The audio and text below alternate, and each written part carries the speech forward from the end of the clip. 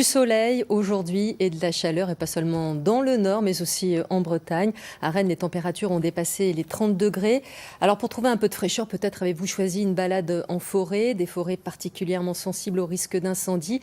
Et vous allez voir que l'heure est donc à la vigilance pour éviter tout départ de feu dû à un mégot de cigarette ou un barbecue improvisé. Lara Dolan et Karine Andouche se sont rendues sur le domaine de Treblin. Les pieds dans l'eau ou sur les sentiers ombragés de la forêt. Face à la chaleur, tout est bon pour se rafraîchir.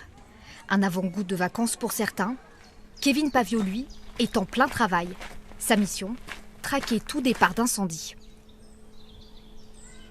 Donc là, j'observe la cime des arbres juste pour voir si je vois pas une fumée s'échapper.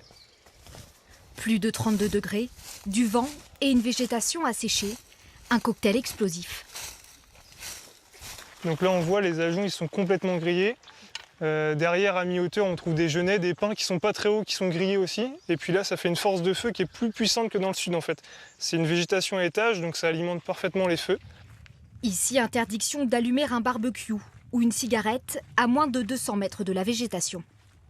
Donc là, on a une odeur de cigarette, on sent clairement. Donc on va aller voir si c'est d'abord les jeunes qui sont là. Bonjour, messieurs, dames. Excusez-moi, il n'y a pas de fumeurs parmi vous, à tout hasard? Non? Ok, ça marche. Par contre, si vous voulez fumer, il faudra aller de l'autre côté du pont, en fait. Le rôle de l'éco-garde, repérer les incendies, mais surtout sensibiliser les promeneurs aux gestes de prévention. 9 feux sur 10 sont d'origine humaine. Donc là, c'est soit du froid, soit la cuisson, elle doit se faire à l'intérieur du véhicule. Voilà. Il y a toujours une minorité qui fait moins attention pendant les vacances estivales. Les gens réfléchissent un petit peu moins, on va dire. Donc nous, on leur rappelle vraiment tout le temps la réglementation pour éviter ce risque incendie. Des règles bien reçues par les promeneurs. Tous ont en mémoire les incendies ravageurs de l'été dernier. Ça a dévasté quand même des régions qui, en général, étaient épargnées. On pense au Mont d'Arrée, par exemple. Oui, on y pense, disons. Voilà, comme on en entend parler, on y pense. Oui.